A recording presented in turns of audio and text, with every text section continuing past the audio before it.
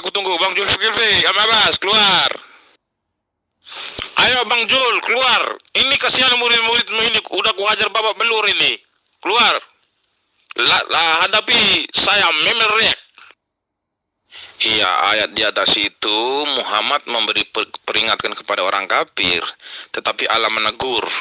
Percuma saja Muhammad, engkau memberikan pemahaman kepada orang kafir itu karena aku telah mengunci hati mereka. Kalau Allah sudah mengunci hati mereka, lalu bagaimana dengan orang-orang kafir sekarang? Salah satu contohnya seperti Kristen, Hindu, Buddha yang masuk Muslim. Apakah firman Allah itu tidak kekal sehingga kok bisa orang itu masuk ke Muslim karena Allah sudah mengunci hatinya? Kalau Allah sudah mengunci hatinya, artinya orang itu tidak lagi peluang untuk masuk ke dalam Muslim. Bismillahirrahmanirrahim. Dengan menyebut asma Allah yang maha pemurah lagi maha penyayang. Jadi gini, ketika umat terjemahan itu kemudian bertanya tentang sebuah ayat yang mana yang menjadi acuan pemahamannya kemudian adalah pemahaman pribadi terhadap terjemah. Memang dikatakan di dalam ayat ini, A'udzubillahi minasyaitonirrajim. Khatamallahu ala qulubihim wa ala sam'ihim wa ala absarihim Gishawatu walahum azabun azim. Jadi di ayat ini Allah mengatakan bahwa keberadaannya sebagai pencipta itu mengunci hati, mengunci pendengaran dan juga penglihatan, ya. Yang memang betul-betul pendengarannya tuli, penglihatannya buta dan hatinya pun ditutup. Jadi Allah menutup orang-orang yang menutup diri itu, bukan menutup orang yang mau menerima kebenaran. Jadi ada orang Kristen yang Kristen, ada orang kafir yang kafir karena memang dari keturunan, bukan karena kebencian, bukan karena menutup diri terhadap kebenaran. Ketika datang kebenaran kepadanya, maka mereka membuka diri, membuka hati dan pikiran. Pembuktian dalilnya kemudian adalah, coba Anda lihat, Allah menerangkan di ayat selanjutnya, fi qulubihim maradun fazadahumullahu marada walahum azabun alim. Ya, bima kanu yaksibun. Artinya bahwa orang yang ditutup hatinya oleh Allah adalah orang-orang yang pada dirinya ada penyakit hati, itu loh. Dalam hatinya itu ada penyakit. Apa penyakit itu?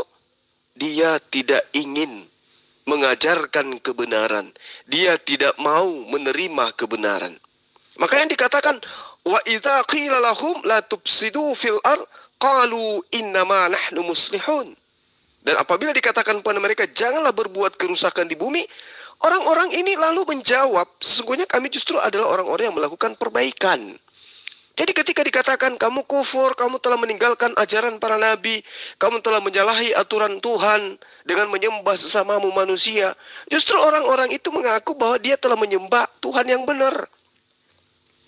Ketika dikatakan kitabmu bukan kitab suci, ia balik mengatakan bahwa justru kitab kami yang kitab suci, kitab Anda bukan kitab suci.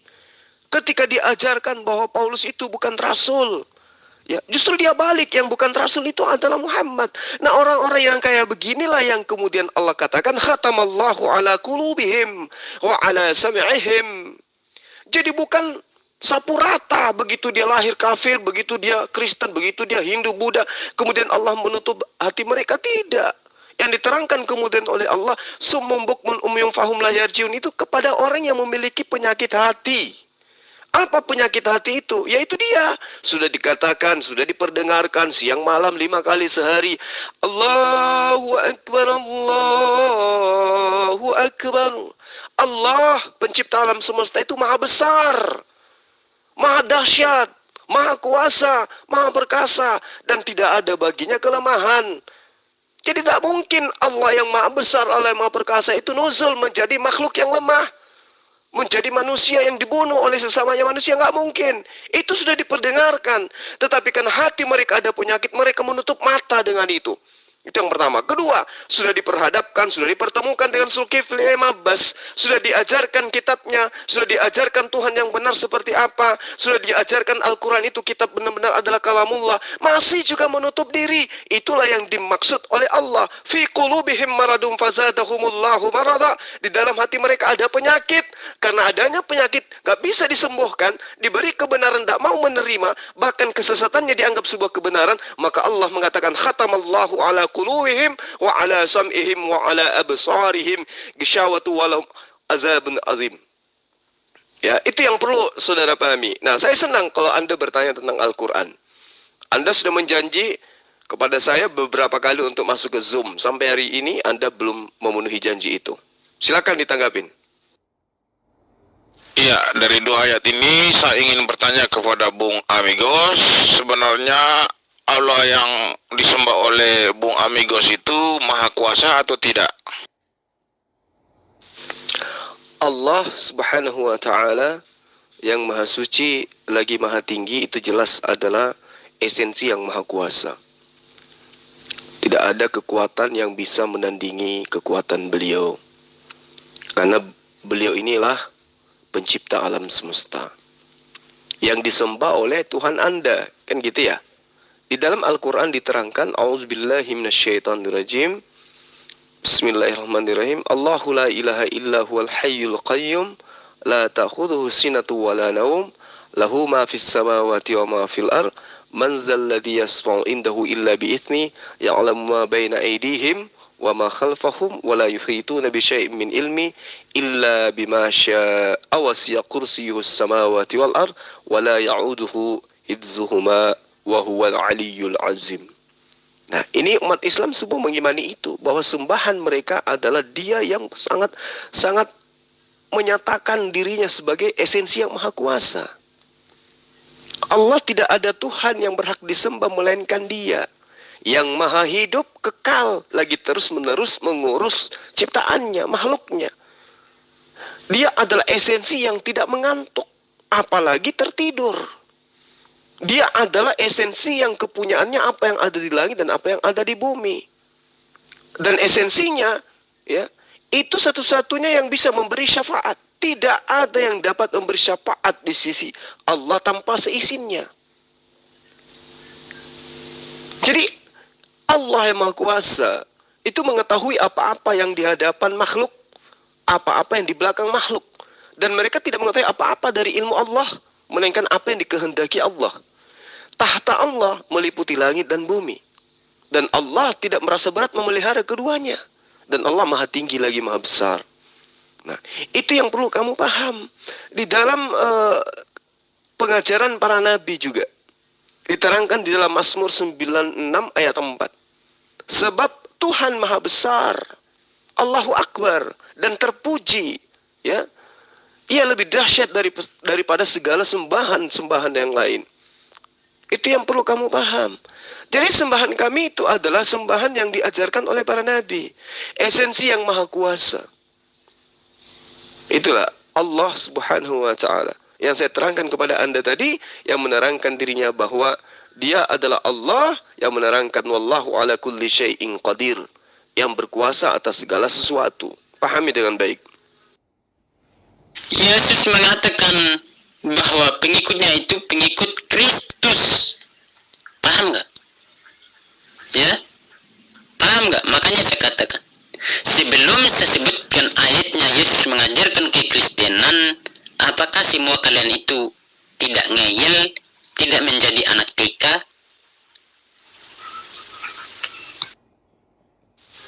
Ya, pengikut Yesus disebut sebagai murid dan mereka datangnya dari kalangan Bani Israel.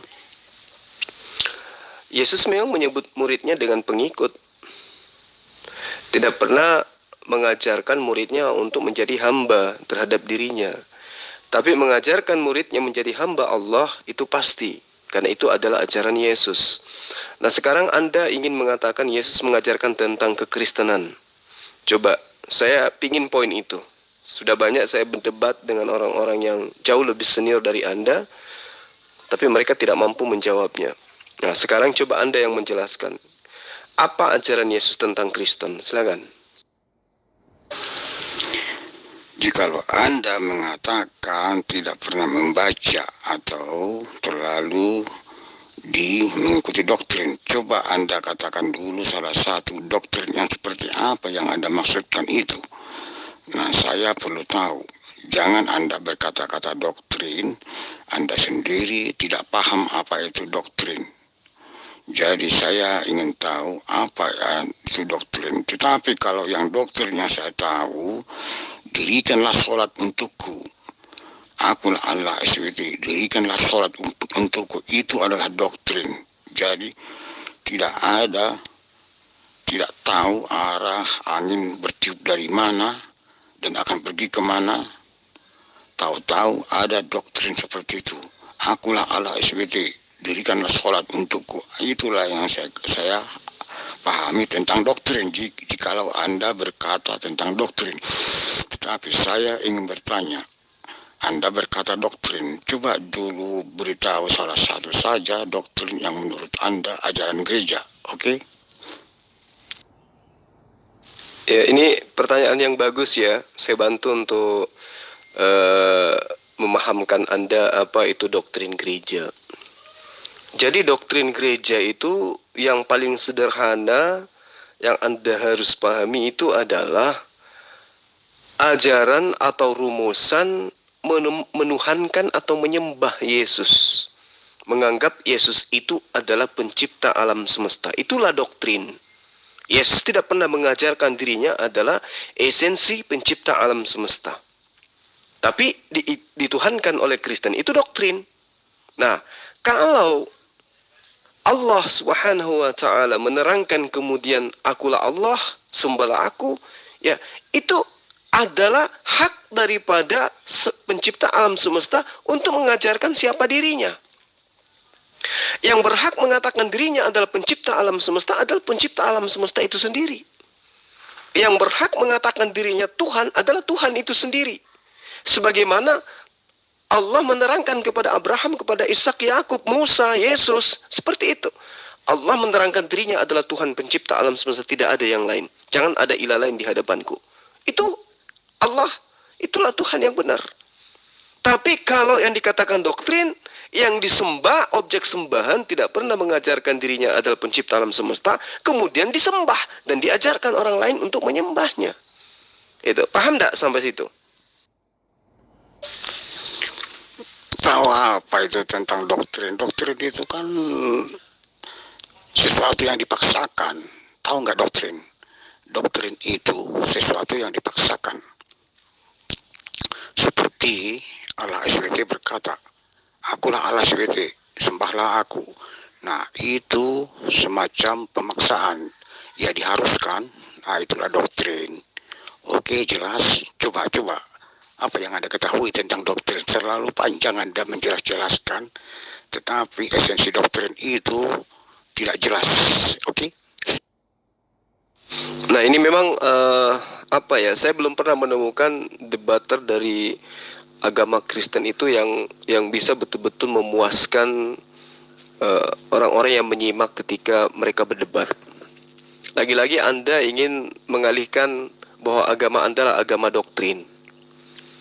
Anda harus pahami bahwa secara definisi orang juga semua tahu bahwa doktrin itu adalah merupakan sebuah bentuk tindakan yang mewajibkan atau mengharuskan atau memaksakan bahwa suatu kasus harus diyakini dan dibenarkan seperti apa yang disampaikan.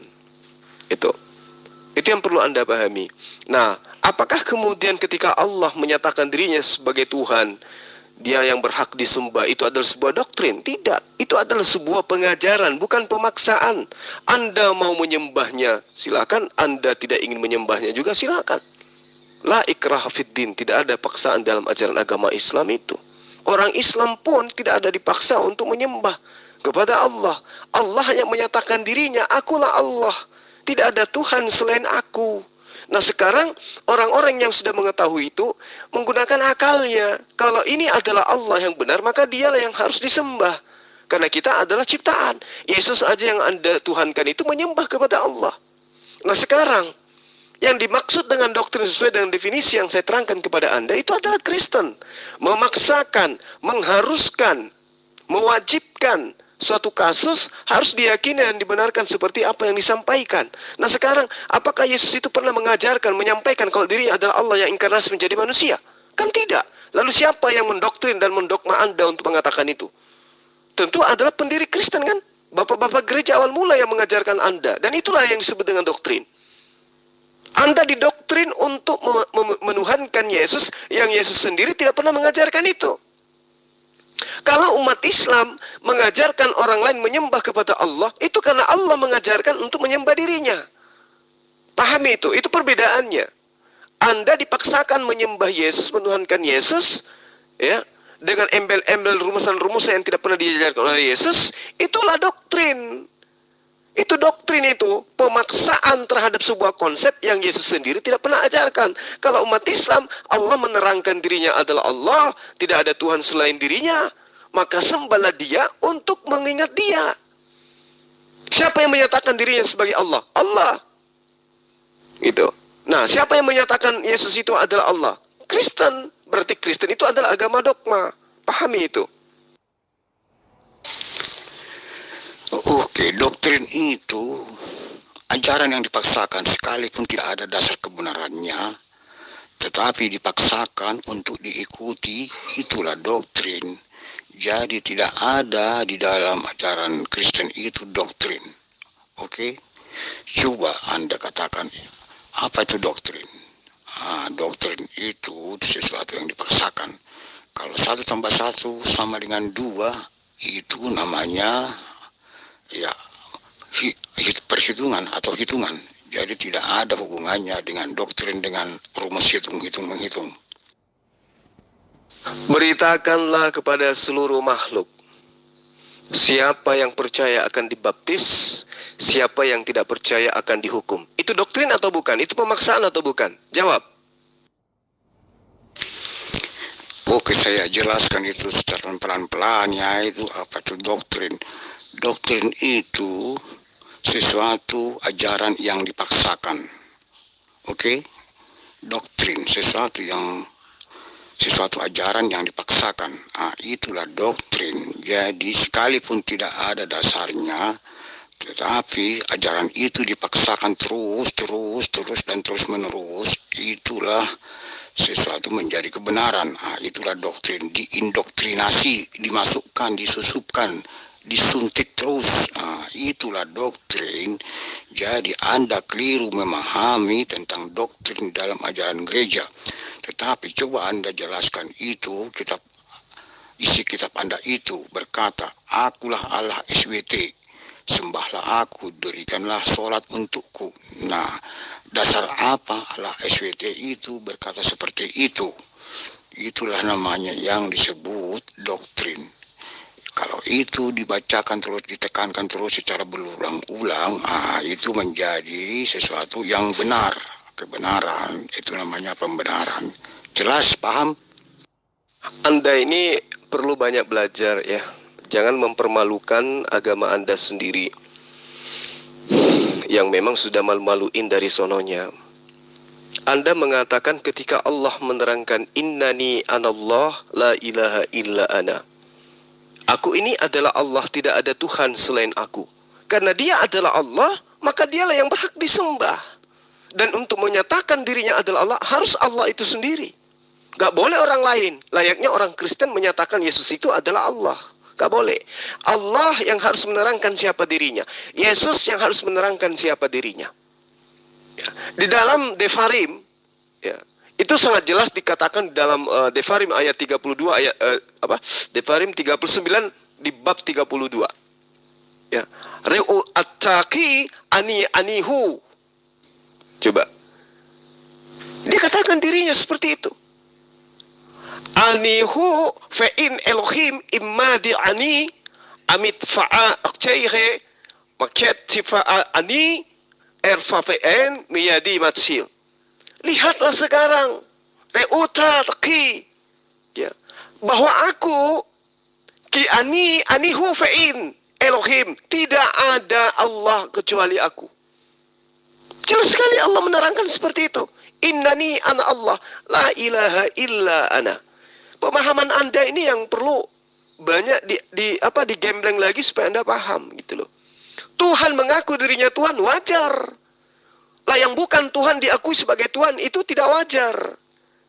Yesus mengajarkan dirinya ya dengan teori dan praktek bagaimana kemudian dia bersyahadat, bagaimana kemudian dia sholat, bagaimana kemudian dia mengajarkan bertaubat, bagaimana kemudian mempertontonkan sunnat, bagaimana kemudian dia mengajarkan berbuat baik, beramal soleh.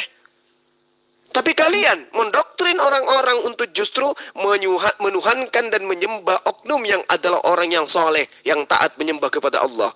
Yohanes 4 ayat 22. Aku menyembah apa yang aku kenal. Aku akan pergi kepada Bapakku, Tuhanmu dan Tuhanku. Yesus sendiri menerangkan itu. Tapi kemudian muncul ajaran doktrin dan dogma yang mengajarkan untuk menyembah kepada oknum ini. Padahal dia adalah orang yang soleh. Dia adalah orang yang taat menyembah kepada Allah. Pahami itu. Oke, Anda membenarkan perkataan Allah SWT Anda. Akulah Allah SWT. Sembahlah aku, dirikanlah solat untukku. Jadi yang menjadi pertanyaannya, sejak kapan Allah SWT itu dikenal oleh manusia sehingga ia disembah dan didirikan solat? Nah, itu pertanyaannya. Jikalau Anda sandingkan dengan perkataan Yesus, Yesus itu sudah Tuhan sejak semula, yang sudah menjanjikan dirinya akan kedatangannya ke bumi ini, sehingga tidak ada alasan bagi Yesus untuk tidak dikenal oleh umatnya, sebab dia sudah menciptakan manusia menurut gambar dan rupanya. Jadi kedatangan Yesus ke bumi ini untuk menggenapi apa yang pernah dikatakan ketika manusia belum diciptakan. Jadi setelah manusia diciptakan, terpisah dari Tuhannya karena dosa, sehingga manusia tidak mengenal lagi siapa Tuhannya itu kecuali Adam sendiri. Nah, itulah yang dijelaskan bahwa benar sungguh adalah Yesus adalah Tuhan. Dia untuk memperkenalkan dirinya bahwa dialah Tuhan yang sesungguhnya itu. Jadi Tuhan atau Yesus itu tidak memaksakan dirinya untuk disembah. Sekali lagi, tidak ada ajaran Yesus sendiri untuk mengatakan dirinya untuk disembah. Tetapi saya ingin bertanya, dasar apa Allah SWT sehingga dia disembah sebagai Tuhan atau Allah?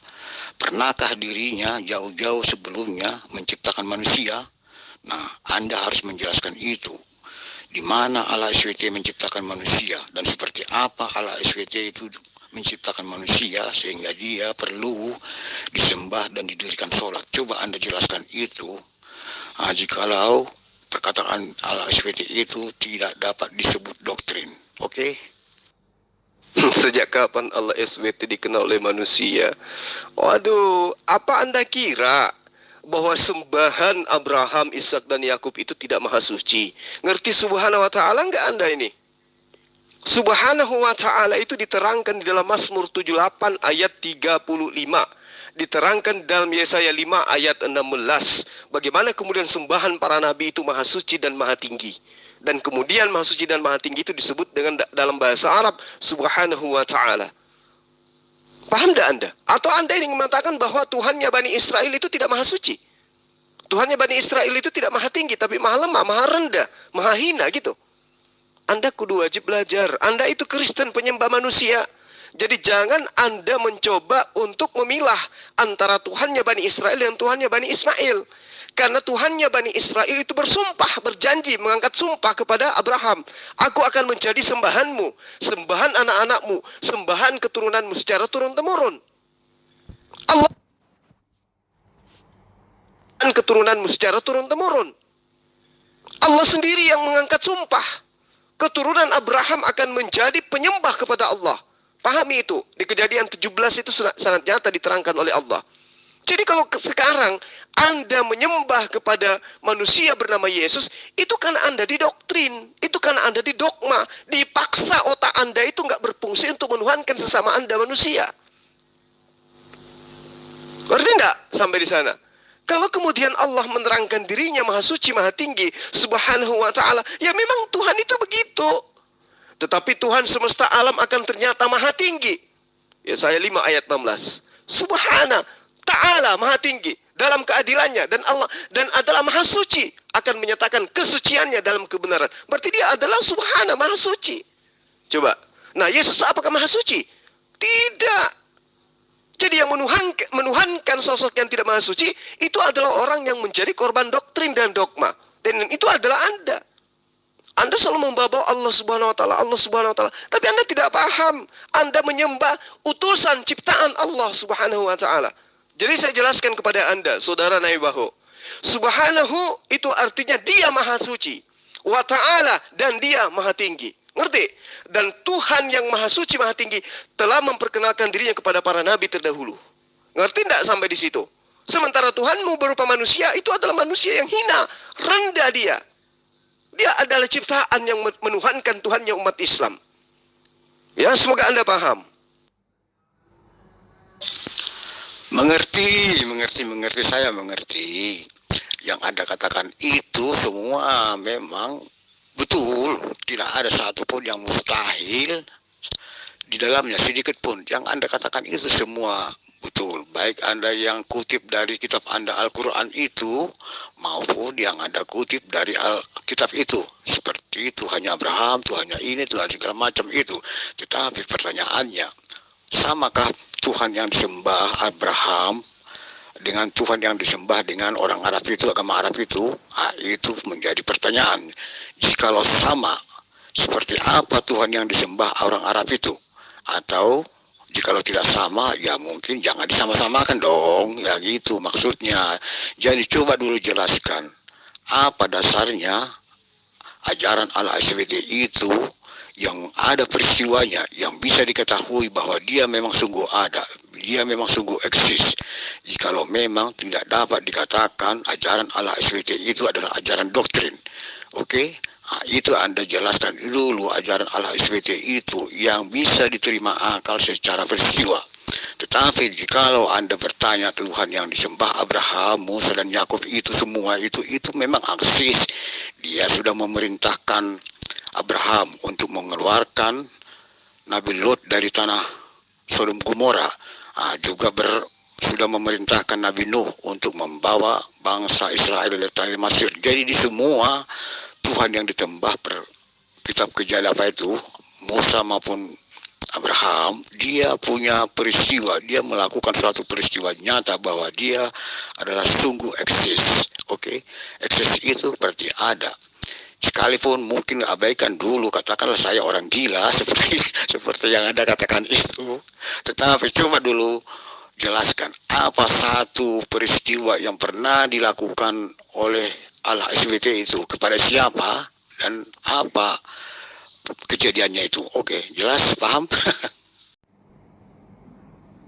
Sejak kapan Allah-SWT dikenal oleh manusia?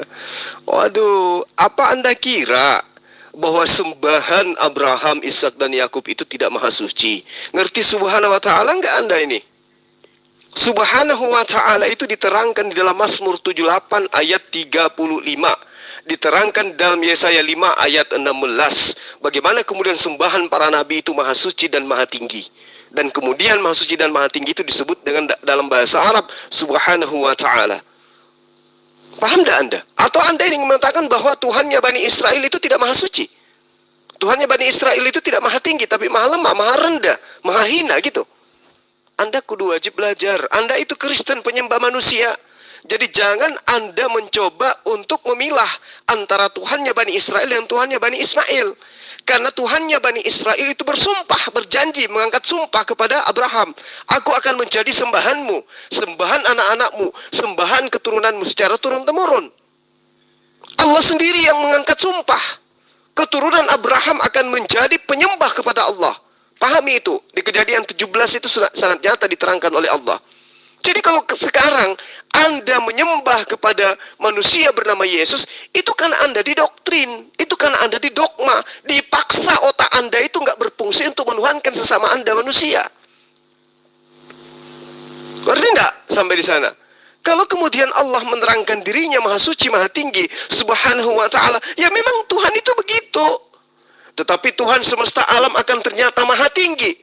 Yesaya 5 ayat 16. Subhana, ta'ala, maha tinggi dalam keadilannya, dan Allah dan adalah maha suci, akan menyatakan kesuciannya dalam kebenaran. Berarti dia adalah subhana, maha suci. Coba. Nah, Yesus apakah maha suci? Tidak. Jadi yang menuhankan sosok yang tidak maha suci itu adalah orang yang menjadi korban doktrin dan dogma. Dan itu adalah Anda. Anda selalu membawa Allah Subhanahu wa taala, Allah Subhanahu wa taala, tapi Anda tidak paham. Anda menyembah utusan ciptaan Allah Subhanahu wa taala. Jadi saya jelaskan kepada Anda, saudara Naibaho.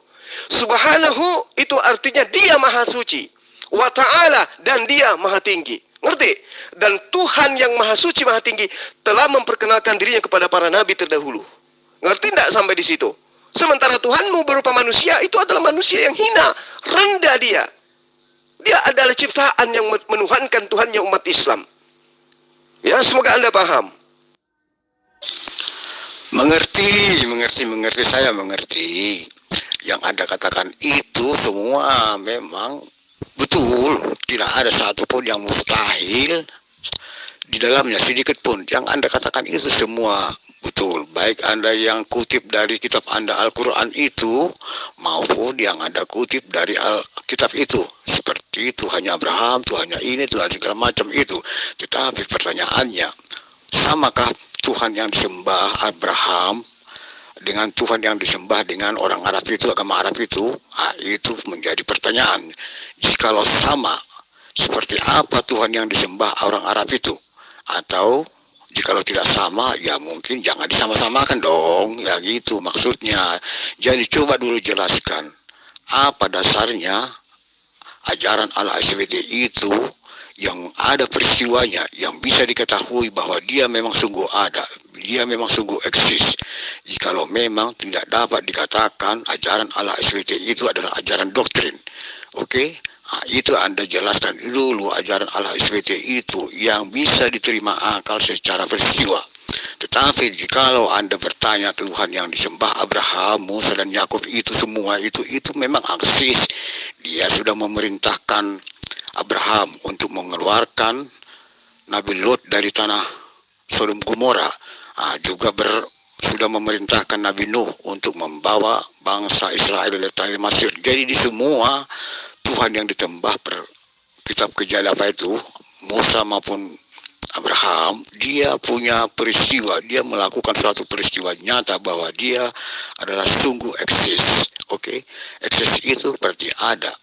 Sekalipun mungkin abaikan dulu, katakanlah saya orang gila seperti yang Anda katakan itu.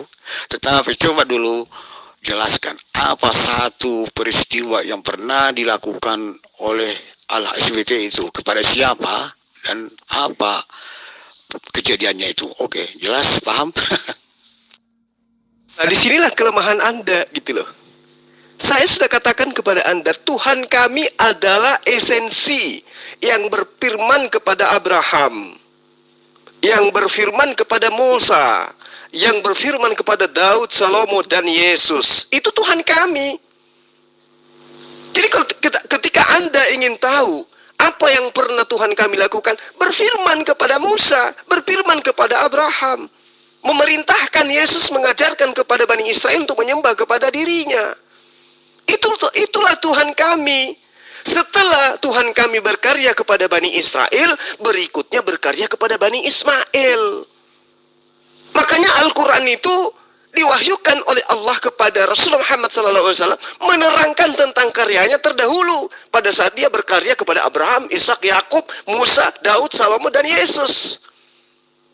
Itu yang perlu kamu pahami. Makanya saya katakan tadi, ketika saya mengatakan Allahu la ilaha illa huwal hayyul qayyum, la ta'khudhuhu sinatun wa la nawm, lahu ma fis samawati wa ma fil ard, man zal ladzi yasfa'u indahu illa bi'ithni, ya'lamu ma bayna aydihim wa ma khalfahum wa la yuhituna bi syai'in min ilmi illa bima syaa wasi'a kursiyyuhu as-samawati wal ard wa la ya'uduhu hibzuhuma wa huwal 'aliyyul 'azim.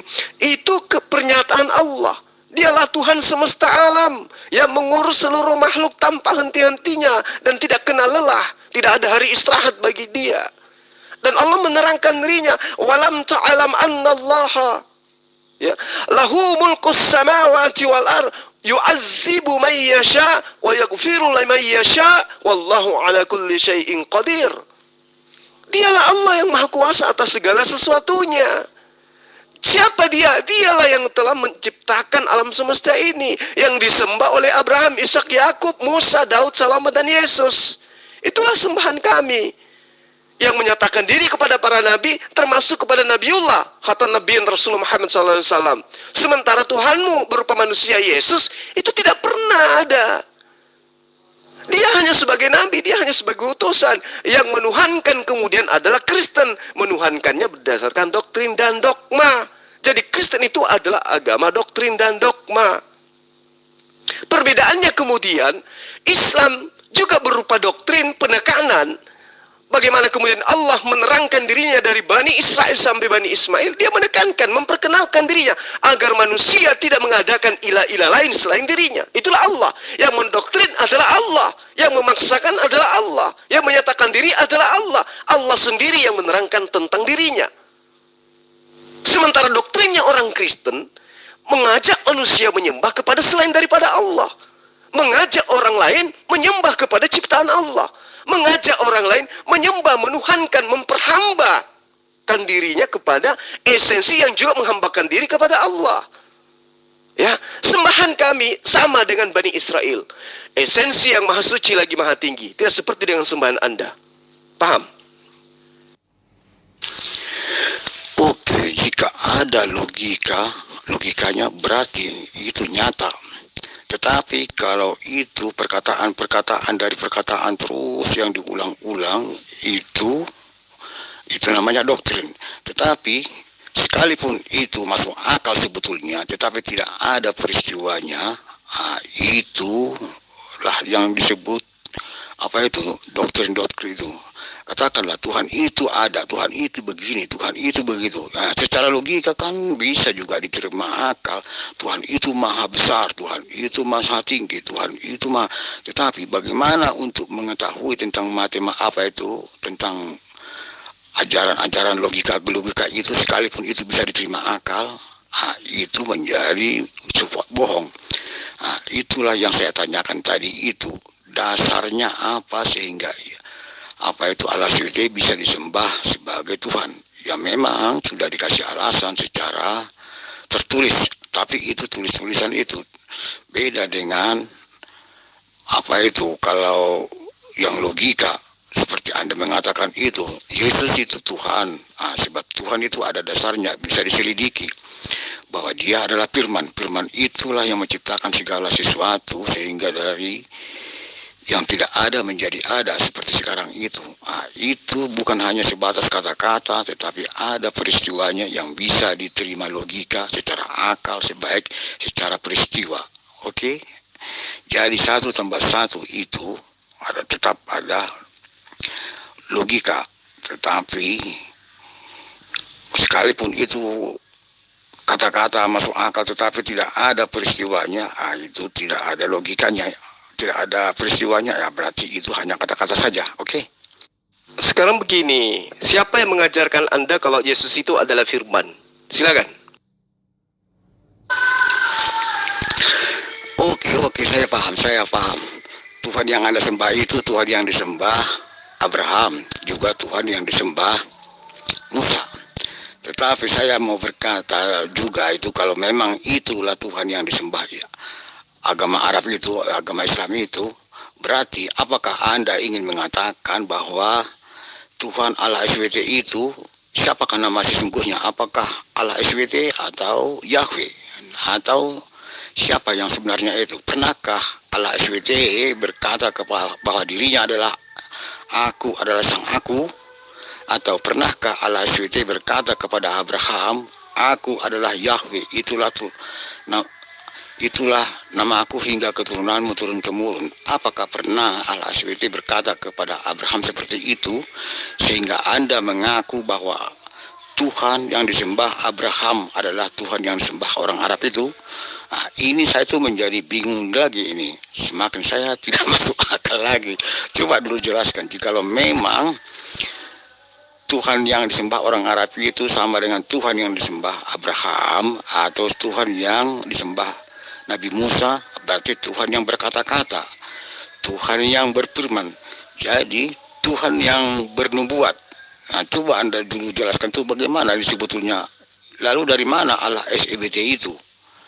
Nah, jikalau memang itu adalah yang benar, juga benarkah Allah SWT itu wujud, eksis, atau dia berbentuk? Nah, ini Anda harus menjelaskan. Jadi Anda jangan nanti malah semakin banyak pertanyaan dari keterangan-keterangan Anda itu. Oke? Coba dulu. Siapa nama Allah SWT itu sesungguhnya? Baik, jadi saya hargai Anda ya, bertanya kelihatannya memang Anda ingin belajar. Nggak masalah, ya semoga Allah memberi hidayah kepada Anda.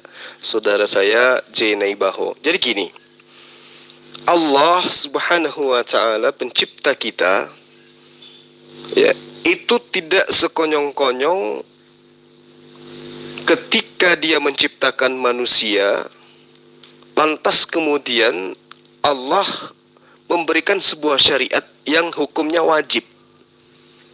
Seperti misalnya ketika Dia menyatakan dirinya, seketika itu juga diperintahkan sebuah syariat yang diwajibkan. Dalam arti kata, hukumannya adalah perjanjian kekal. Hanya ada beberapa perjanjian kekal Allah yang Allah terangkan kemudian sampai hari ini. Seperti misalnya sunat, itu perjanjian kekal Allah. Menjadikan dirinya sebagai ciptaan, sebagai pencipta dari hamba Allah. Itulah yang dijadikan sebagai perjanjian Allah dan perjanjian kekal. Jadi Allah itu memperkenalkan dirinya dulu, menyatakan dirinya dulu. Bagaimana kemudian para nabi, termasuk Abraham, mencari sang pencipta itu seperti apa? Allah datang menyatakan diri kepada dia, mengutus malaikatnya, menyampaikan malaikatnya ini kepada dia, bahwa Tuhan yang benar itu adalah Allah. Allah atau El atau Allaha. Ya. Jadi Allah menyatakan diri kepada Bani Israel dengan menggunakan bahasa Ibrani, bahasa Semitik, bahasa yang serumpun dengan itu, Arab, Aram, dan juga Ibrani. Nah, ketika kemudian Allah menerangkan, aku menyatakan diri kepada Abraham, Ishak, dan Yakub, tetapi nama pribadiku belum aku katakan kepada mereka. Orang Yahudi sampai hari ini masih menyebut dengan nama Tuhan. Tuhan itu dengan sebutan Hasem.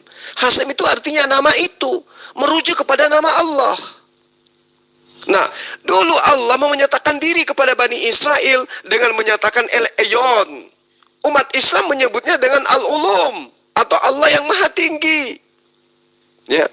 Di dalam Kejadian 14 ayat 18 Allah menyatakan dirinya seperti itu, El-Elyon, artinya Allah yang Maha Tinggi. Kemudian Allah juga menerangkan dirinya sebagai sebutan El-Roy, Allah yang Maha Melihat. Kejadian 16 sekitar ayat 13 sampai ayat 14 lah. Coba Anda nanti lihat di situ. Nah, kemudian Allah menyatakan dirinya di dalam Al-Qur'an surah Mujadilah ayat pertama dengan sebutan Bashar, Maha Melihat. El-Roy, Maha Melihat. El-Saddai, Maha Kuasa. Coba. El-Olam, Maha Kekal. Allah menyatakan dirinya seperti itu. El-Rakum, Fekanun, Allah Maha Penyayang, Maha Pengasih. Ar-Rahman, Ar-Rahim di dalam Al-Quran. Jadi sembahan kami itu sama. Allah menyatakan dirinya kepada Abraham, kepada Ishak dan Yakub, El-Rakum, Fekanun, aku adalah Allah, Ar-Rahman, Ar-Rahim, yang Maha Pengasih, Maha Penyayang. Dalam surah Al-Ahzab ayat 43. Seirama dengan Keluaran 34 ayat 6, bahwa Allah itu adalah El-Karum, El-Rakum, Fekanun, Maha Penyayang, Maha Pengasih, dan Maha Penyayang dan Maha Pengasih. Ar-Rahman, Ar-Rahim. Kemudian Allah mengatakan dirinya sebagai Al-Ghayur, ya, El-Qana, Tuhan yang pencemburu. El-Qadal, El-Gadal, El-Azim, Allah yang Maha Agung. Allah menerangkan dirinya lebih dulu kepada para nabi, kepada utusan-utusannya, bahwa dia adalah El-Rakum, Fekanun, Ar-Rahman, Ar-Rahim. Seperti itu. Dan itu juga diajarkan oleh Yesus untuk menyembah kepada esensi yang sama. Hanya Kristenlah kemudian yang menyembah kepada manusia. Kami menyembah kepada El-Rakhum, El-Kanun, El-Qana, El-Gadol, El-Olam, El-Shaddai, El-Eroi, terus kemudian El-Elyon, yang kemudian disebut dengan sebutan Asmaul Husna di dalam ajaran Islam. Itu yang perlu Anda pahami. Jadi umat Islam yang adalah ajaran dari Bani Ismail dan juga Yudaism yang adalah ajaran dari Bani Ishak, Bani Israel, itu adalah sama-sama menyembah kepada esensi yang satu, yaitu Allah Subhanahu wa Ta'ala. Pahami itu. Oke, saya sudah pahami. Panjang sekali, tapi itu hanya semua permainan kata-kata. Banyak namanya ini ya. Ya memang di dalam ajaran kitab Anda itu ada 100 asma Allah SWT. Tapi itu hanya nama-nama yang maha kuasa, yang maha ini, maha itu dan segala macam. Tetapi eksistensinya itu bagaimana? Seperti apa Tuhan menciptakan manusia itu? Apakah itu juga Allah SWT itu mengenal Tuhannya itu dalam bentuk jatkah atau dalam bentuk apakah? Sebab Tuhan sudah menciptakan manusia pada dasarnya itu. Baiklah kita menciptakan manusia menurut gambar dan rupa kita. Nah, jikalau Adam dan Hawa, bagaimana menurut Anda? Apakah Adam dan Hawa itu mengenal Tuhannya? Nah, jikalau Adam dan Hawa mengenal Tuhannya, seperti apa Adam itu mengenal Tuhannya? Apakah dalam bentuk zat atau dalam bentuk sama dengan gambar dan rupa Allah itu? Nah, Anda coba jelaskan dulu. Tetapi Tuhan sudah berkata, baiklah kita menciptakan manusia menurut gambar dan rupa kita. Jikalau Adam dan Hawa mungkin sudah tahu pastilah gambar rupa dan gambar Tuhannya. Tetapi bagaimana dengan Anda sekarang ini? Benar tidakkah Anda bertanya, hei Tuhan, Engkau menciptakan manusia menurut gambar dan rupamu, mana buktinya? Apakah Anda tidak bertanya? Nah, jikalau Anda bertanya, tentu Anda harus menagih perkataan Tuhan itu. Sebab Tuhan sudah berfirman dalam kitab Kejadian, baiklah kita menciptakan manusia menurut gambar dan rupa kita. Nah, jikalau Anda tidak bertanya, saya sebagai orang Kristen harus bertanya itu. Tetapi sebelum saya bertanya, Tuhan sudah menggenapi apa yang telah difirmankannya itu, bahwa Dia datang ke bumi menjadi wujud sama seperti gambar manusia, seperti yang sudah difirmankannya di dalam kitab Kejadian. Jadi coba dulu jelaskan seperti apa Tuhan Allah SWT itu ketika Adam dan Hawa mengenal Tuhannya, oke? Sahabatku, jangan terlalu jauh. Manusia yang sahabatku sembah bernama Yesus itu mengajarkan kepada pengikutnya, Bapak yang mengutus aku, kamu tidak pernah melihat wajahnya, suaranya pun tidak bisa kamu dengarkan. Pertanyaannya kemudian, kalau sesuatu yang tidak pernah kita lihat, lalu kemudian kita diminta untuk menggambarkan seperti apa wujudnya, mana bisa? Jangan terlalu jauh kepada pencipta kita. Ya. Jangan terlalu jauh kepada pencipta alam semesta. Kepada akal Anda saja yang melekat sejak Anda dilahirkan sampai hari ini, Anda tidak bisa menggambarkan akal itu seperti apa bentuknya. Padahal akal itu ada. Sekarang ketika Anda mencari Allah Subhanahu wa Ta'ala, supaya untuk membedakan Tuhan yang disembah Bani Israel dengan Tuhannya Islam, Anda mencari-cari Allah SWT itu seperti apa wujudnya. Saya hanya ingin mengatakan kepada Anda bahwa Sang Pencipta alam semesta itu tidak bisa digambarkan, karena tidak ada manusia yang pernah melihatnya. Yesus sendiri tidak pernah melihatnya. Yesus hanya menyatakan Allah itu seperti apa. Dan ketika Yesus menyatakan Allah itu seperti apa, Yesus mengatakan Allah itu tidak bisa dilihat, Allah itu tidak bisa didengarkan. Siapa yang melihat aku sama seperti melihat Allah. Artinya cukuplah ajaranku yang kamu lihat, cukuplah pekerjaan-pekerjaanku yang kamu lihat. Karena pekerjaan yang aku lakukan bukan atas kehendakku sendiri, perkataan yang aku katakan bukan atas kehendakku sendiri, tetapi perkataan dan pekerjaan yang aku lakukan adalah atas perintah Dia yang telah mengutus aku. Tidak ada manusia yang dapat melihat Allah akan hidup. Semua akan mati. Laisa kamitslihi syai'un, tidak ada yang serupa dengan Dia. Jadi kalau ketika Anda meminta Allah Subhanahu wa taala itu seperti apa wujudnya, tidak akan pernah bisa. Kita tidak mampu, layaknya meja tidak mampu menjabarkan seperti apa tukang meja yang telah membuat dirinya. Begitulah manusia. Ya, di dalam Kejadian pun diterangkan, Allah bukan manusia dan anak manusia, bukan. Kalau Anda mengatakan seperti Yesus yang adalah Allah yang datang dalam rupa manusia yang telah dinubuatkan, Anda keliru di situ. Itulah doktrin yang Anda jabarkan malam ini. Itulah saya katakan Kristen itu adalah agama doktrin. Saya ingin meluruskan doktrin itu. Ketika Anda mengatakan Allah Hasem nuzul menjadi Yesus, saya luruskan kepada Anda. Di dalam Yesaya 43 ayat 10, Allah mengangkat saksi. Dia terangkan kepada Yesaya, engkaulah saksi-saksiku, tidak ada Allah yang dibentuk sebelum aku, dan tidak ada Allah yang dibentuk setelahku. Lalu kemudian muncul doktrin, muncul dogma, Allah dibentuk dalam rupa manusia. 9 bulan dia dibentuk di dalam rahim manusia, dilahirkan, dibunuh oleh manusia. Ini doktrin apa ini? Lalu kemudian Allah menjelaskan di dalam Yesaya 44 ayat 10. Siapakah mereka yang membentuk Allah dan menuangkannya ke dalam patung? Dalam kurung pasti Kristen. Apa kata Allah di ayat 11? Aku akan membuat mereka malu. Nah sekarang Anda dipermalukan kan? Anda mengatakan agama Anda bukan doktrin. Allah Subhanahu wa taala yang mendoktrin. Ya memang benar. Yang patut mengatakan dirinya Allah adalah Allah. Yang patut menyatakan dirinya Tuhan adalah Tuhan itu sendiri. Bukan orang lain.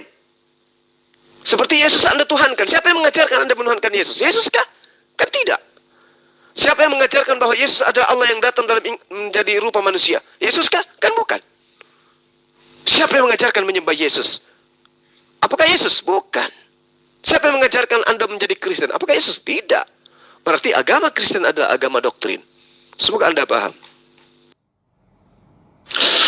Debat yang bagus ya, guru lagi nonton, lagi mendengar ini.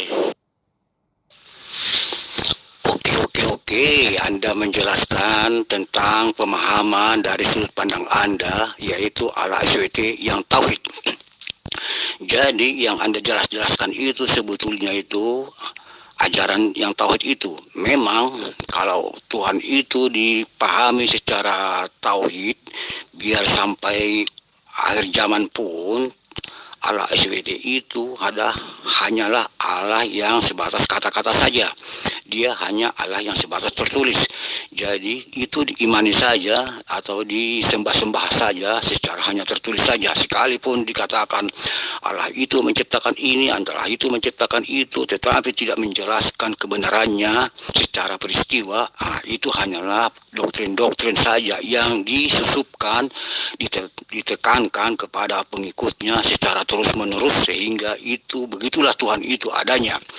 Tetapi Anda menyorot-nyoroti tentang perkataan Yesus itu, aku berkata-kata bukan dari diriku saja. Sekarang menjadi pertanyaannya, di manakah Yesus berkata seperti itu?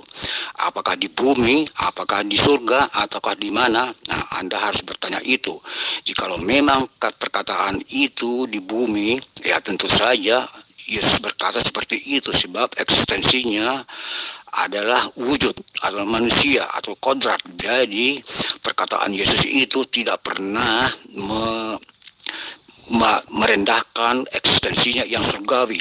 Jadi jikalau Tuhan berkata ketika di surga, dia tidak mengatakan dirinya lagi, aku berkata-kata bukan dari diriku sendiri, sebab perkataannya itu keluar dari diri sendiri. Tetapi Yesus ketika berkata-kata di bumi itu, dia akan selalu meninggikan eksistensinya yang surgawi. Jadi jelas tidak ada yang salah dengan Anda katakan itu. Apakah Yesus jadi manusia? Ya memang dia manusia, sebab dia sudah berfirman, baiklah kita menciptakan manusia menurut gambar dan rupa kita. Nah itu sudah digenapi dalam diri Yesus Kristus. Tetapi di dalam kitab Yohanes 3 berkata, angin datang bertiup dari mana engkau tidak tahu, dan akan pergi kemana engkau tidak tahu. Itu perkataan Yesus kepada Nikodemus. Itu seorang ahli Taurat. Nah, sementara Anda ahli apakah? Sehingga Anda berkata-kata dengan melebihi dengan ahli Taurat. Nah, itu juga Yesus berkata, yang datang dari roh, engkau tidak tidak mengetahui, dan bahkan pergi kemana engkau tidak mengetahui. Nah, sekarang Anda berkata itu, siapakah Yesus itu? Dari mana dia datangnya? Dia datang dari roh. Dia merendahkan dirinya, mengambil rupa manusia, sehingga dia bisa memperkenalkan dirinya kepada manusia sebagaimana yang sudah diperingatkannya di kitab Kejadian itu. Baiklah kita menciptakan manusia serupa dan gambar kita. Itulah yang dimaksud Yesus di situ. Jadi silakan Anda bedakan. Jangan samakan perkataan Yesus sebagai Tuhan ketika dia masih wujud. Tetapi kalau dia sudah di surga sana itu, pada eksistensinya yang adikodrati, yang full surgawi, ya tentu saja dia menjadi Bapa. Yang Anda katakan itu, Allah Bapa itu, SWT itu. Nah, itulah SWT yang sesungguhnya, yang bisa bereksistensi menjadi manusia, ya dari eksistensinya yang surgawi datang ke bumi, yang eksistensinya yang Bapa datang menjadi putra, eksistensinya yang surgawi datang ke bumi. Nah, itulah perkataan-perkataannya yang Anda jelaskan itu, tetapi Anda tidak paham sebab Anda memang penganut ajaran tauhid yang tidak mampu bisa dipahami seperti apa Tuhan itu jikalau memang Anda sudah didoktrin dengan ajaran tauhid. Jadi itulah ajaran tauhid itu. Sebetulnya Anda itu bertuhankan Tuhan yang berbeda, bukan Tuhan yang disembah Abraham atau di kitab Kejadian lama itu. Oke, jelas paham? Oke, saya memahami pengetahuan Anda yang masih minim ya. Saya coba ingin menerapi Anda untuk bisa lebih jauh memahami. Sekarang gini, ketika di dalam kitab Kejadian 1 ayat 26, baiklah kita marilah kita menciptakan manusia serupa dan segambar dengan kita. Yang diciptakan kemudian di situ Adam atau Yesus? Jawab.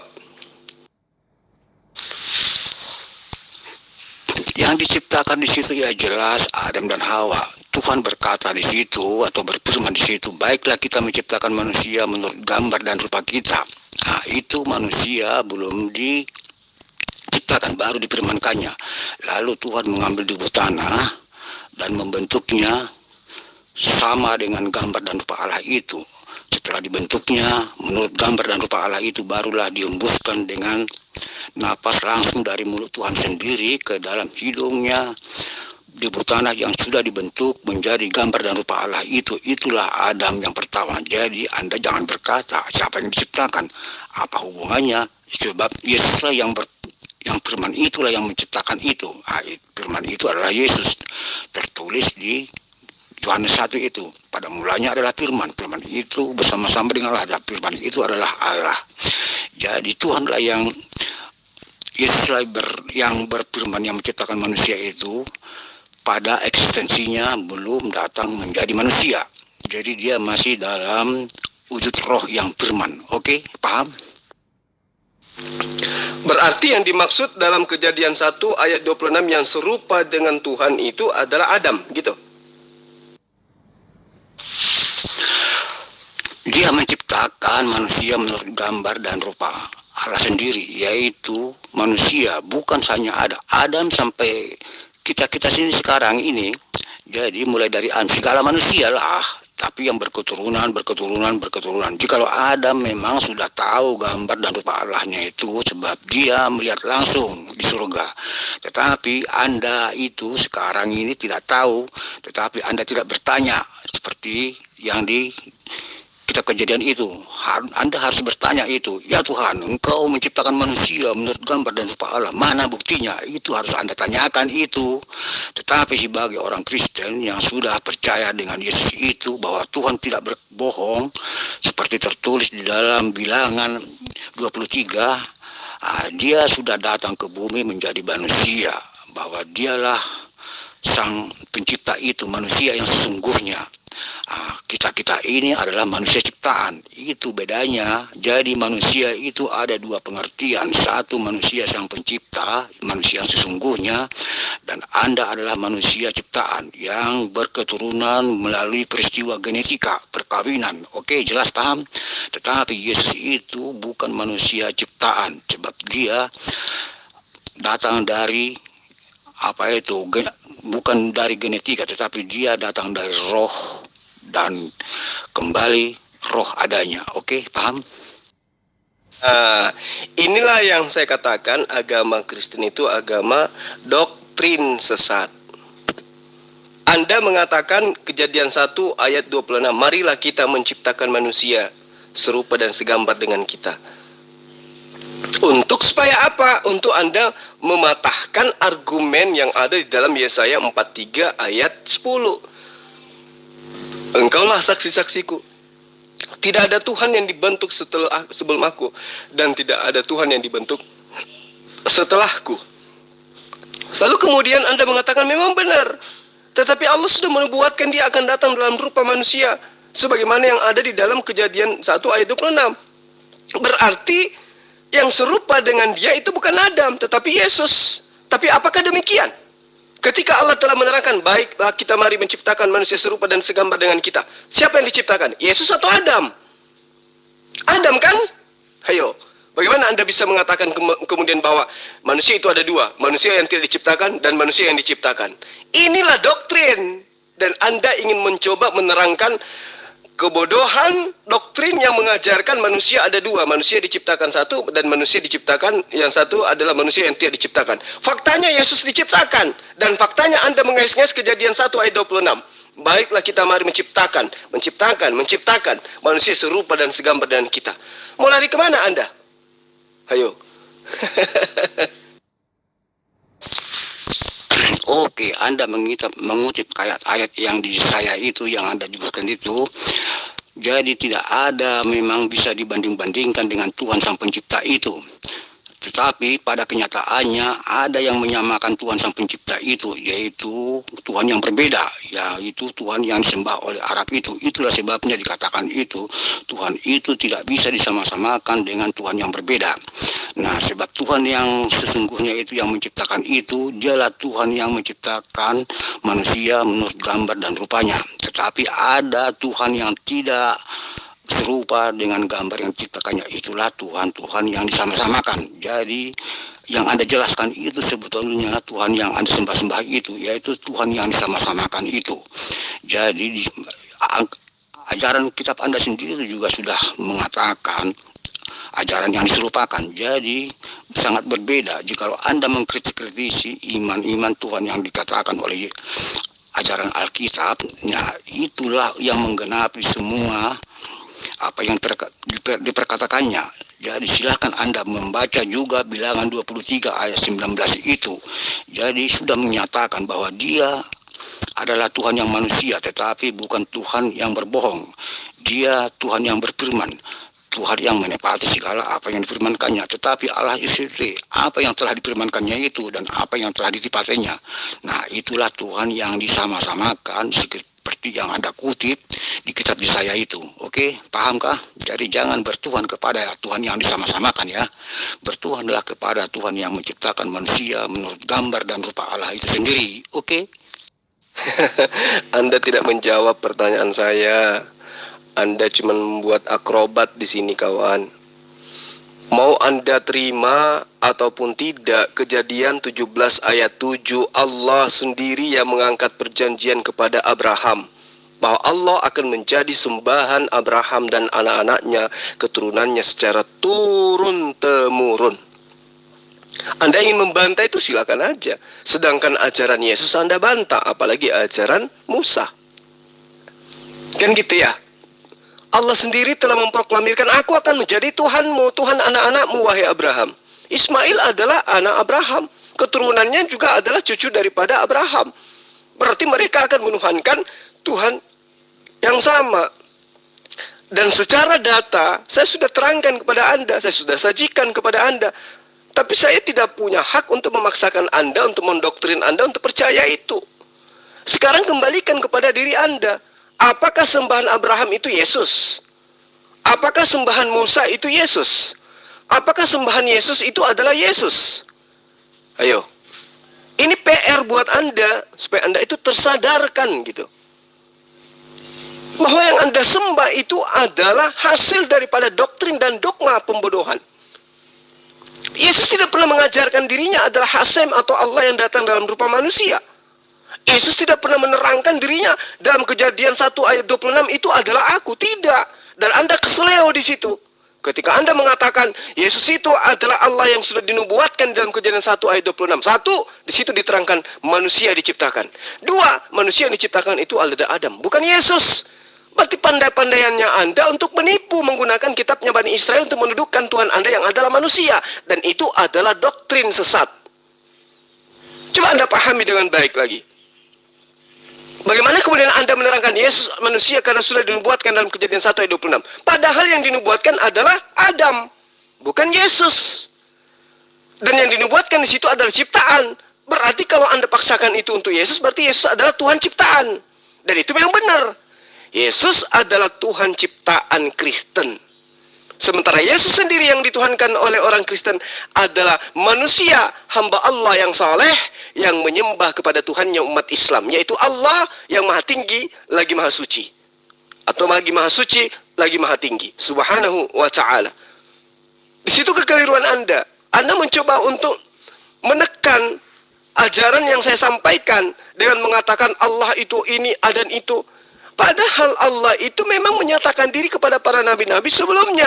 Makanya di dalam konsep imannya Islam diwajibkan hukumnya beriman kepada nabi-nabi, beriman kepada kitab-kitab, beriman kepada malaikat yang telah membawa firman kepada nabi-nabi, beriman kepada nabi-nabi yang telah mengajarkan kepada kaumnya masing-masing, beriman kepada kitab yang diajarkan para nabi kepada mereka kaum Bani Israel dan kaum yang telah didatangkan kepada kitab sebelum Al-Quran. Itu yang Anda harus pahami, gitu loh. Anda mau memegang sekuat apapun doktrin Anda akan keteteran. Kenapa? Yang Anda jabarkan doktrin sesat. Anda akan keteteran. Tadi saya tanya, apakah Yesus pernah menyatakan dirinya sebagai firman? Anda nggak menjawab. Ya, Anda nggak menjawab. Jadi saya sangat sayangkan ketika Anda mencoba untuk mengutip pemahaman Islam terhadap sembahannya, lalu kemudian Anda tampil sebagai orang yang mengatakan Islam dan Yudaism atau Bani Israel tidak menyembah kepada esensi yang sama. Kemudian Anda tidak bercermin melihat sembahan Anda. Apakah sembahan Bani Israel Yesus? Kalau sembahan Bani Israel disebutkan oleh Roy, betul. Dan itu saya bisa buktikan. Dan saya sudah sampaikan tadi kan, bahwa Allah Bani Israel itu adalah maha kasih, maha penyayang, maha tinggi, maha suci, maha agung. Itu klaim daripada Allah. Dan hanya Allah yang berhak mengklaim dirinya sebagai yang maha perkasa, maha kuasa, maha kekal, dan seterusnya. Bukan manusia yang mengklaim sosok manusia bahwa dia adalah Tuhan yang datang dalam rupa manusia. Belajar lagi. Oke. Saya paham. Apa yang Anda katakan itu semuanya betul. Tidak satu pun yang mustahil yang Anda katakan itu. Sebab Anda menjelaskan menurut isi kitab Anda, Al-Quran. Itulah yang Anda terangkan itu. Dan saya tidak menyangkal itu kebenaran apa yang tertulis dalam kitab Anda, Al-Quran. Sebab Alkitab juga mengatakan kelak semua manusia akan dihakimi menurut kitab yang diimaninya. Anda beriman kepada apa yang tertulis dalam kitab Anda Al-Quran itu, itulah yang akan menjadi hakim Anda di akhir zaman. Jadi itu sah-sah saja, tetapi itu menurut persepsi pandangan agama Anda, Islam. Tetapi jika Anda mengklaim-klaim Tuhan yang Anda sembah-sembah itu juga sama dengan Tuhan yang disembah Alkitab Perjanjian Lama itu, nah itu Anda tidak bisa menjelaskan tadi apa-apapun, hanya Anda bermain kata-kata saja seperti sekarang ini. Coba kalau Anda memunculkan lagi persoalan-persoalan baru tentang perkataan-perkataan Yesus, tentang apakah Abraham apa yang nabi-nabi lama itu menyembah Yesus, bukan? Coba saya baca apa dulu, saya tanya. Ada tertulis di kitab Yohanes itu, berdebatan memperkenalkan dirinya kepada orang Yahudi, berkata Yesus, jikalau engkau percaya kepada Musa, percayalah juga kepadaku, sebab Musa telah menulis tentang aku, kata kunci tentang aku. Jadi siapakah aku yang ditulis oleh Musa? kepada Musa menulis nama Tuhannya, aku adalah sang aku yang disembah nenek moyangmu. Siapakah nenek moyangnya Musa? Nenek moyangnya Musa adalah Abraham, Ishak dan Yakub. Siapakah Tuhan yang disembah Abraham, Musa dan Yakub itu? Tuhan memperkenalkan dirinya kepada Abraham, Ishak dan Yakub itu, aku adalah Yahweh, Tuhan Allahmu, itulah namaku hingga keturunanmu turun-temurun. Nah, siapa yang menulis itu semua? Itu semua yang menulis adalah Musa. Jadi itu sudah dikatakan Yesus kepada Musa ketika berdebat dengan orang Yahudi itu, tetapi memang orang Yahudi sampai sekarang masih belum mengakui. Sama seperti Anda juga tidak mengakui tentang kedatangan Sang Mesias yang dijanjikan itu. Jadi apa yang Anda katakan itu semua itu benar. Tidak ada salah sedikit pun. Tetapi itu menurut persepsi Anda, agama Anda. Tetapi Yesus sudah menjelaskan kepada orang Yahudi, jikalau engkau percaya kepada Musa, percayalah juga kepadaku, sebab Musa telah menulis tentang aku, kata kuncinya aku. Anda tahu, ceklah semua, mulai dari kitab Kejadian sampai bangsa Israel dibebaskan dari tanah Mesir adalah tulisannya Musa semua. Musa lah yang menulis semua tulisan-tulisan itu. Oke, paham? Jadi apa yang dituliskan Musa itu adalah tentang Yesus, kedatangannya, pra-eksistensi sebelum Yesus datang ke bumi. Coba kalau misalnya saudara mencoba untuk ngemis dari kitabnya Bani Israel berdasarkan dengan pernyataan kitab Anda yang mengatasnamakan Yesus. Coba Anda tunjukkan di mana Yesus pernah menyebut, di mana Musa pernah menyebut nama Yesus. Tolong tunjukkan kepada saya supaya Anda itu tidak menjadi bahan tertawaan. Ya. Itu poin pertama. Yang kedua, coba Anda tunjukkan kepada saya di mana Yesus mengajarkan menyembah dirinya. Silakan.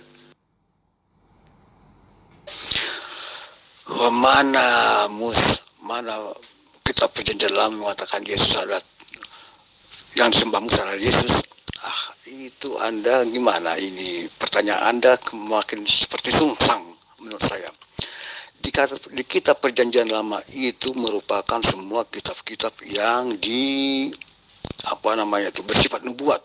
Jadi kitab apa yang tertulis di kitab Perjanjian Lama itu tidak digenapi di Perjanjian Lama, tetapi digenapi di Perjanjian Baru. Jadi semua kitab-kitab apa yang di Perjanjian Lama itu bersifat Mesias atau bersifat dinantikan. Itulah yang disebut tentang Mesias yang dinantikan. Jadi Mesias itu di dalam kitab Perjanjian Lama belum digenapi. Barulah digenapi di Perjanjian Baru. Sang Mesias itu telah datang. Dialah Sang Juru Selamat dunia, yaitu Yesus Kristus Tuhan. Jikalau Anda bertanya, coba mana kitab Musa berkata Yesus, ya itu jelas tidak ada lah, karena Yesus itu belum digenapi. Dia masih bersifat Mesias di Perjanjian Lama atau bersifat yang dijanjikan. Pahamkah tentang Mesias? Jadi Yesus itu baru ada di kitab Perjanjian Baru. Kawan, bagaimana kawan ini? Kawan, Anda itu cuma umat terjemahan. Kitab Anda itu baru ada di tahun 70-an. Ya, di bawah kuasa Lembaga Alkitab Indonesia.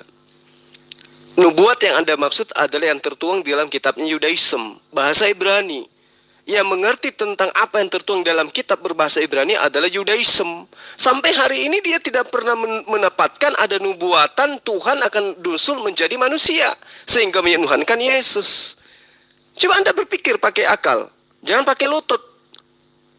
Anda mengatakan nubuatan Yesus menjadi Tuhan itu sudah ada di Perjanjian Lama. Nenekmu kiper, mana ada? Yang lebih tahu tentang Perjanjian Lama yang menggunakan bahasa Ibrani itu adalah Yudaism. Hari ini mereka tidak kenal Yesus. Kalau Anda mengatakan nubuatan-nubuatan dan Anda di awal mengatakan nama Yesus sudah diterangkan di sana, Musa telah bercerita tentang aku. Apa yang diceritakan Musa tentang Yesus? Apa? Sementara yang Anda katakan itu adalah dalil yang ada di dalam perjanjian baru. Kitabnya orang Kristen, bukan kitabnya Bani Israel. Coba, pakai akal dong. Ya, coba pakai akal. Mikir itu jangan pakai tumit, pakai akal. Sekarang kalau Anda mengatakan nama Yesus ada tertuang, tentang Yesus ada di dalam perjanjian lama, berarti perjanjian lama harus merujuk kepada apa? Kitab Tanak. Hayo, mana kitab Tanak yang menjelaskan tentang Yesus, menubuatkan tentang Yesus? Yang mana yang Anda maksud? Yesaya 7 gitu, Yesaya 9 gitu. Itu yang Anda maksud. Yang lebih paham tentang Tanak itu Bani Israel, bukan Anda. Anda cuma korban doktrin. Dan sekarang mencoba untuk mendoktrin. Dan itu nggak laku bagi kita. Ngerti enggak? Jadi, aduh, sangat-sangat disayangkan ya. Anda hidup di zaman sekarang, tapi Anda tidak menggunakan akal gitu loh. Sesat namanya tuh. Oke kawan. Saya sudah menjelaskan tadi. Nama Yesus itu di kitab perjanjian lama belum ada. Sebab nama Yesus itu masih Mesias, masih dinanti-nantikan, masih tentang kedatangan Sang Mesias. Nah, baru digenapi di dalam perjanjian baru, yaitu pada eksistensinya yang utuh itu, yaitu Yesus Kristus Tuhan. Itu adalah penggenapan apa yang sudah dipermankan di dalam kitab perjanjian lama. Jadi jikalau Anda mencari nama Yesus di dalam perjanjian lama itu tidak ada. Itulah mulai dari kitab Kejadian sudah dijelaskan, baiklah kita menciptakan manusia menurut gambar dan rupa kita. Jawabannya Yesus. Juga di kitab Bilangan itu Tuhan bukanlah manusia sehingga ia berbohong, tetapi Tuhan itu harus manusia tetapi tidak berbohong, atau bukan tidak menyesal dilahirkan. Jadi bacalah gitu, ada kitab Bilangan, semua kitab-kitab perjanjian lama itu menjelaskan tentang Mesias, yaitu yang dijanjikan. Nah, jikalau ada nama Mesias tetapi tidak ditepati, itulah namanya doktrin, ajaran-ajaran doktrin. Tetapi sudah dikatakan di kitab Bilangan, Bilangan 23 itu, dia akan menepati segala perkataannya atau melakukan segala apa yang telah difirmankannya. Jadi barulah dilakukan atau digenapi di dalam kitab perjanjian lama. Jadi Anda mungkin terlalu gimana, sudah saya jelaskan semua apa yang Anda tanya-tanyakan itu untuk membuktikan bahwa ajaran Alkitab itu bukan doktrin, tetapi Anda tidak puas. Sementara apa yang saya tanyakan tentang eksistensi Allah seperti Anda itu tidak satu pun Anda jelaskan, tetapi Anda menyorot-nyoroti dengan Judaisme dan segala macam. Ada apa hubungannya dengan Judaisme? Tuhan itu universal untuk seluruh manusia. Tuhan tidak pernah hanya untuk Judaisme segala macam. Jadi begitu kawan. Tuhan itu apapun kitabnya itu sudah ditulis para nabi untuk diketahui oleh seluruh manusia, bukan hanya diperuntukkan untuk Judaisme segala macam itu. Oke, paham ya? Coba Anda jelaskan aja dulu, di dalam kitab perjanjian lama milik orang Yahudi, yang Anda katakan nubuatan untuk Yesus itu yang mana? Coba Anda tunjukkan. Tadi Kejadian 1:26 itu kan bukan untuk Yesus, tetapi untuk Adam. Benar nggak? Anda kan sudah menjawabnya tadi. Oh, itu untuk Adam. Kemudian Anda pelintir lagi, kalau Yesus itu manusia tapi bukan ciptaan. Ayo, begini gayanya orang Kristen. Ya kan, makanya saya katakan yang doktrin sesat itu agama Anda. Agama Anda yang mendoktrin Anda supaya menjadi pembohong, penipu. Dan Anda sadar itu, sadar. Anda sadar, saya yakin sekali Anda sadar. Kalau apa yang Anda ajarkan, apa yang Anda sampaikan di grup ini adalah sebuah kebohongan. Anda mengatakan ada di dalam kitabnya Bani Israel tentang Yesus, tentang ini dan itu. Mana? Yang mana? Yang mana? Tentang Mesias. Apakah Mesias itu dalam Bani Israel disebut sebagai Tuhan? Mesias bagi mereka Bani Israel itu adalah raja. Layaknya Daud, layaknya Salomo. Bukan Tuhan. Jangankan mengimani Tuhan mereka nuzul menjadi manusia. Menyebut nama Tuhannya mereka saja mereka nggak berani. Datang Kristen justru terlalu offside mengajarkan Tuhannya Bani Israel nuzul menjadi manusia. Hayo. Dari mana Anda mendapatkan Tuhannya Bani Israel menjadi manusia? Siapa yang ngajarin kepada Anda? Kalau bukan doktrin sesat. Yesus tidak pernah mengajarkan itu. Saya katakan sekali lagi kepada Anda, Yesus tidak pernah mengajarkan tentang Kristen. Ya, Yesus mengajarkan tentang dirinya sebagai anak manusia yang diutus oleh Allah untuk mengajarkan Bani Israel kembali kepada hukum Taurat. Sementara Kristen tidak ada di situ. Belajar lagi. Oke. Mesias itu artinya dijanjikan. Itulah sebabnya kitab yang diimani orang Kristen itu perjanjian. Ada perjanjian lama, perjanjian baru. Jadi Mesias itu dijanjikan, yang dijanjikan. Jadi dijanjikan itu, kalau sudah dijanjikan harus ditepati. Nah, itulah namanya Mesias. Jadi kalau tidak datang Mesias itu, berarti itu janjinya itu palsu atau janji kosong. Tetapi coba Anda jelaskan dulu, siapakah Mesias itu yang, jika memang bukan Yesus yang apa itu, apakah ada Mesias lain? Nah, itu sangat keliru, Anda paham. Jadi Mesias itu artinya dijanjikan. Nah, itulah sebabnya Alkitab itu ada dua perjanjian. Perjanjian di kitab perjanjian lama, tapi di dalam perjanjian baru penggenapan. Nah, itulah sebabnya kitab Kristen itu perjanjian. Sebab Mesias adalah perjanjian. Jadi kalau Anda mengatakan, coba mana Yesus ini? Yesus sendirilah yang menyatakan dirinya akan menjadi manusia ketika ketika Tuhan mengusir si ular tua itu yang menyesatkan Adam dan Hawa itu. Di situ Tuhan berkata sendiri langsung kepada si ular tua, kelak seorang anak manusia yang lahir dari seorang wanita akan menginjak kepala si ular tua. Si ular tua itu adalah Tuhan bagi orang-orang yang sudah sesat dari dahulu sampai sekarang. Itulah sebabnya mulai dari zaman Adam sampai ke zaman Nabi Nuh, semua manusia binasa kecuali satu keluarga saja yang berkenan di mata Tuhan, yaitu Nabi Nuh. Sebab manusia itu sudah disusupi dengan ajaran-ajaran iblis. Nah, tidak ada seorang pun yang mampu menginjak kepalanya si ular tua itu, mulai dari zaman Nabi Adam sampai ke zaman Nabi Nuh, hingga pun sampai ke zaman Nabi Nuh, ke zaman Sodom Gomora itu Tuhan memilih-milih utusannya, nabinya, untuk menggembalakan umat manusia agar semua tidak binasa seperti di zaman Nabi Nuh. Nah, adalah Nabi Adam, terus keturunannya itu dari garis keturunannya Ishak itu sampai kedatangannya Yesus itu, penggenapan itu. Nah, itulah baru manusia bertahan, tidak ada lagi terhukum semua seperti di zaman Nabi Nuh. Jadi kalau Anda berkata mana nubuatan tentang kedatangan Yesus menjadi manusia, Tuhan sendiri yang berjanji kepada ular tua itu, kelak seorang anak manusia yang lahir dari keturunan seorang wanita yang akan menginjak kepala si ular tua, sehingga tidak ada lagi pembinasaan di zaman perjanjian baru. Jelas, jadi hanya Yesuslah yang berani mengalahkan atau yang sanggup mengalahkan kekuasaan si ular tua itu dari kematian. Sebab pada kebangkitannya dia mati dan bangkit, bahwa dia adalah Tuhan yang berkuasa itu, bahwa maut telah dikalahkan.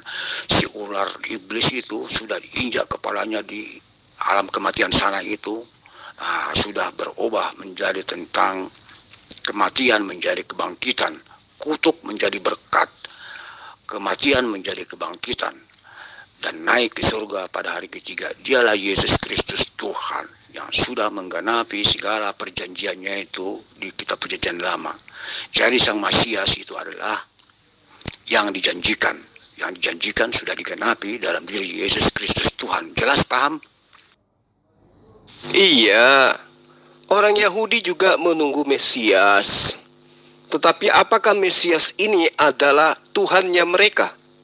Coba, di mana Anda mendapatkan ilmu itu? Bahwa Mesias itu adalah Hasem, sembahan Bani Israel yang datang dalam rupa manusia.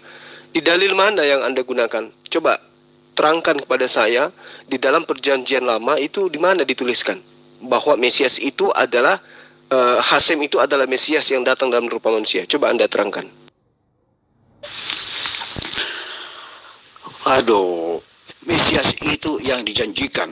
Tetapi coba dulu Anda jelaskan atau Anda berkonsultasi dulu sama orang Hasim-Hasim itulah. Orang-orang jujur.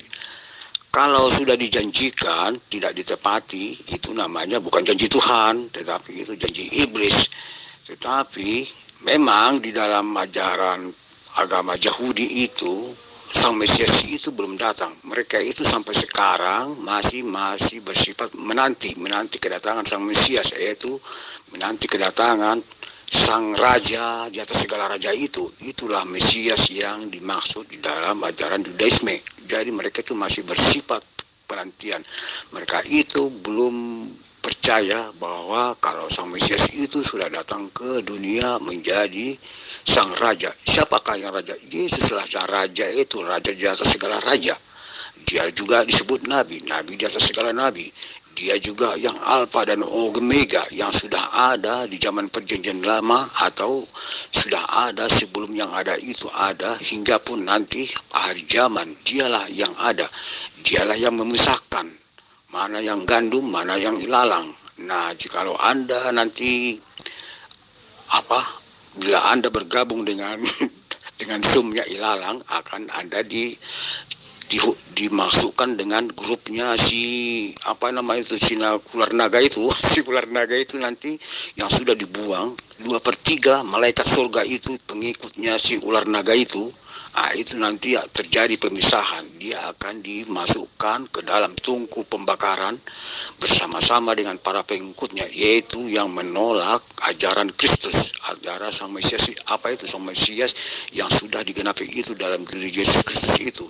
Jadi Anda itu kawan salah bertuhan. Jadi jangan Anda mengklaim-klaim ini. Saya sudah terangkan semua, cuman Anda saja yang tidak paham. Jadi jikalau Anda tidak percaya dengan Tuhan itu, Yesus adalah Tuhan itu sendiri, ya tentunya Anda nanti akan dipisahkan di kelompoknya sumnya si naga itu, si naga berperang di langit itu, yang Wahyu berapa itu kemarin itu, Wahyu 12 itu. Nah, itu nanti akan dipisahkan. Jadi kalau sudah dipisahkan, terjadi pemisahan, disitulah nanti terjadi lagi pembakaran, terjadi banjir api. Dari bencana api nanti kekal selamanya. Jadi itulah yang antikristus itu. Jadi Anda nanti jangan mengikut antikristus lah. Banyak sudah ajaran-ajaran tentang ketuhanan Yesus itu. Cuman ya gimana, saya sudah jelaskan semua berulang-ulang lagi. Ya saya juga ya begitu saja, menjadi tidak semangat lagi menjelaskan itu. Oke? Coba Anda terangkan dulu kepada saya berdasarkan kitabnya Bani Israel, Mesias itu adalah Tuhan yang datang dalam rupa manusia. Itu yang saya tunggu, bukan asumsi. Silakan. Coba Anda terangkan. Diterangkan Pak, itu yang diterangkan itu Natal. Ya sudah. Anda tahu tentang Natal, yaitu kedatangan Sang Juru Selamat, yaitu Sang Juru Selamat dunia. Dialah yang dijanjikan di dalam perjanjian lama. Jadi jawabannya adalah Natal. Oke. Kristus Tuhan telah datang di dunia. Aduh, Natal itu ajaran pagan. Ya, Natal itu memperingati kelahiran dewa yang nusul menjadi makhluk manusia. Yang saya minta, mana bukti doktrin Anda bahwa Yesus itu sudah dinubuatkan sebagai Mesias yang adalah Hasem datang sebagai manusia? Di mana? Di kitabnya Bani Israel. Ya, kalau tidak ada ya sudah, lambaikan tangan ke kamera. Oke, Saudara J. Naibaho, ya saran saya silakan Anda belajar lagi. Belajar dan belajar, tekuni kitab Anda. Ya, semoga Anda bisa mendapatkan hidayah, karena Anda tidak akan pernah bisa menemukan benang merah antara ajaran Yudaism dengan Kristen. Karena Kristen itu adalah agama ajaran yang berdiri sendiri dari Barat, yang diajarkan oleh penjajah Romawi di tanah Yudea. Ya, saya kira sampai di sini dulu ya. Nanti ketika Anda sudah belajar dan mudah-mudahan Anda sudah bisa memberikan jawaban-jawaban yang berdasar terhadap kitab Anda dan pengajaran Bani Israel termasuk Yesus, ya saya pasti akan melayani Anda. Tapi selama Anda masih seperti ini ya, saya jadi ibah malah ya. Belajar lagi ya. Nanti setelah Anda belajar boleh japri saya. Makasih. Nai bahwa mulai pikun, kalau sudah terjepit ilmunya keluar pikun.